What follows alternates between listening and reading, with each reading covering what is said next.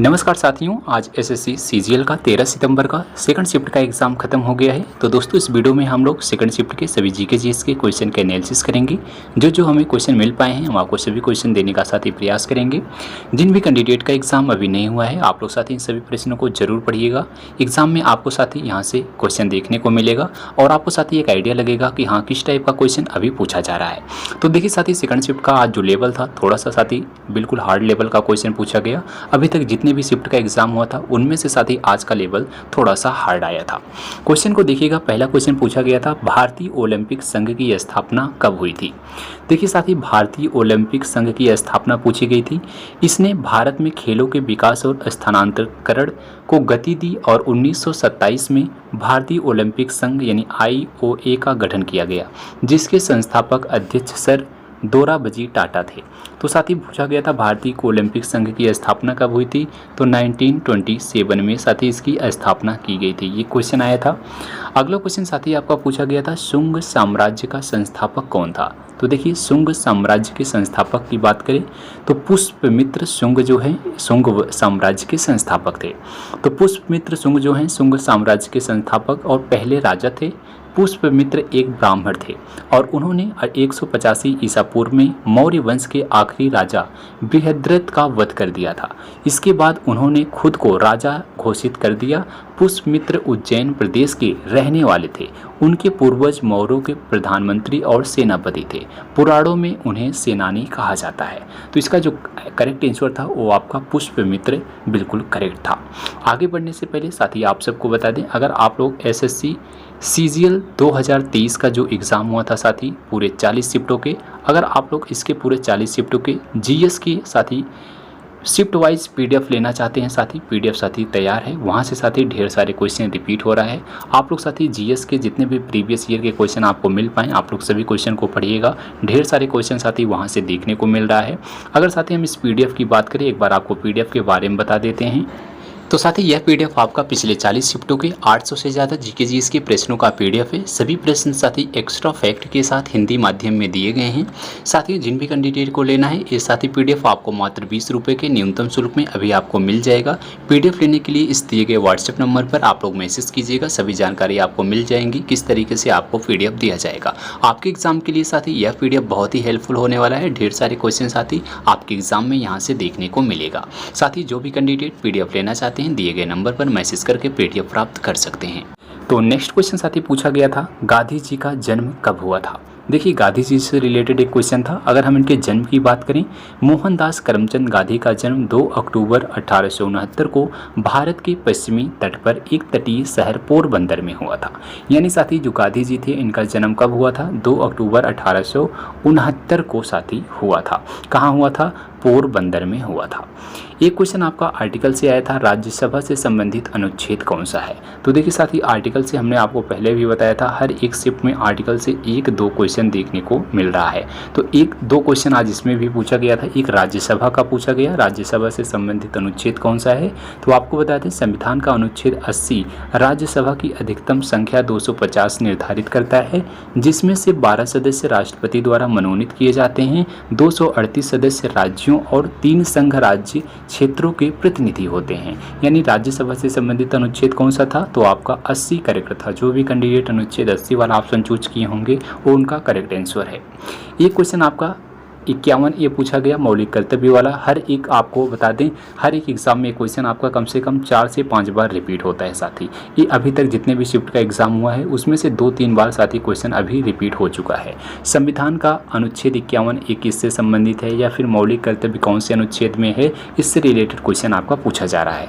तो भारतीय संविधान का अनुच्छेद 51 ये जो है मौलिक कर्तव्य से संबंधित है। याद रखना मौलिक कर्तव्य को सभी नागरिकों को नैतिक दायित्व बताया गया है। वे देशभक्ति को बढ़ावा देने और भारत की एकता की रक्षा में योगदान दें। मौलिक कर्तव्य भारतीय संविधान के भाग 4A के अंतर्गत शासित है। तो देखा इससे भी क्वेश्चन आएगा मौलिक कर्तव्य को संविधान के किस भाग में रखा गया है, तो भाग 4A में रखा गया है। किस अनुच्छेद के तहत, अनुच्छेद 51A में। एक क्वेश्चन आया था साथ ही साबिर खान का संबंध किस वाद्य यंत्र से है। देखिए साबिर खान का इसमें पूछा गया है, हर एक शिफ्ट में आपको यहाँ से एक क्वेश्चन आएगा, साथ ही डायरेक्ट नाम देगा एक किस वाद्य यंत्र से संबंधित है, या फिर उनका नाम देगा इन्हें इस सन में कौन सा पुरस्कार मिला था, किस पुरस्कार से संबंधित हैं। तो इस टाइप के क्वेश्चन पूछे जा रहे हैं। तो इसमें साबिर खान का नाम दिया गया। साबिर खान एक भारतीय सारंगी वादक हैं। तो सारंगी इसका साथ ही बिल्कुल करेक्ट आंसर था। सारंगी वादक गायक पद्म भूषण उस्ताद सुल्तान खान के ये पुत्र हैं। वह संगीत के सीकर घराने से ताल्लुक़ रखते हैं। किस घराने से? सीकर घराने से, जिसने भारतीय संगीत शास्त्रीय संगीत का कई दिग्गज दिए हैं। देखिए साथ ही यहाँ से क्वेश्चन पूछेगा आपका पुरस्कार से रिलेटेड, यानी किसी का नाम देगा, इनको किस सन में कौन सा जो है पुरस्कार दिया गया था। दूसरा देगा साथ ही नाम देगा कि एक किस वाद्य यंत्र से संबंधित है, डायरेक्ट आपको वाद्य यंत्र दे देगा। और तीसरा पूछेगा कि इनका नाम एक किस घराने से संबंधित है। तो इस टाइप से क्वेश्चन आप लोग साथ ही पढ़ लीजिएगा। एक क्वेश्चन आया था साथ ही नंदी पुरस्कार किस राज्य में दिया जाता है। तो नंदी देखिए अवार्ड की बात करें, आंध्र प्रदेश सरकार द्वारा प्रतिवर्ष प्रदान किया जाता है। इस पुरस्कार का नाम लेपाक्षी में बड़े ग्रेनाइट बैल के नाम पर रखा गया है, जो तेलुगु लोगों का एक सांस्कृतिक और ऐतिहासिक प्रतीक है। नंदी पुरस्कार 4 श्रेणियों में प्रस्तुत किए जाते हैं, स्वर्ण, रजत, कांस्य और तांबा। तो इन सब जो है श्रेणियों में साथ ही नंदी पुरस्कार दिया जाता है। किसके द्वारा? आंध्र प्रदेश सरकार के द्वारा दिया जाता है। नेक्स्ट क्वेश्चन साथी है आज का कि राजराज प्रथम का शासनकाल कब से कब तक था। तो देखिए राजराज प्रथम का जो है शासनकाल पूछा गया था, कब से कब तक था। तो राजराज प्रथम का शासनकाल 985 से 1014 ईस्वी के बीच था। तो अगर आपके ऑप्शन में 985 से 114 ऑप्शन था तो ये आपका करेक्ट था। राजराज प्रथम को राजराज महान के नाम से भी जाना जाता है। वह दक्षिण भारत के चोल वंश के एक महान सम्राट थे। उनके शासन में काल में चोल साम्राज्य का तेजी से विस्तार हुआ था। तो राजराज प्रथम किस वंश से संबंधित है? तो चोल वंश से संबंधित है। इनका शासनकाल 985 से 1014 के बीच था। एक क्वेश्चन आपका केमिस्ट्री से देखने को मिला, संक्रमण तत्व किस ब्लॉक में रखे जाते हैं। तो देखिए आपको साथी जो इसमें SPDF ब्लॉक होते हैं, तो इसमें से संक्रमण तत्व का पूछा गया था कि ये किस ब्लॉक में है। तो संक्रमण तत्वों को आवर्त सारणी के D ब्लॉक में रखा जाता है। ये तत्व S और P ब्लॉक के बीच में होते हैं, यानी S P और के बीच में साथी जो है D ब्लॉक होता है। तो इसमें जो है D ही ब्लॉक में संक्रमण तत्व रखे जाते हैं। तो ऑप्शन D ब्लॉक इसका बिल्कुल करेक्ट आंसर होगा। जो भी candidate D block option choose किए होंगे उनका करेक्ट होगा।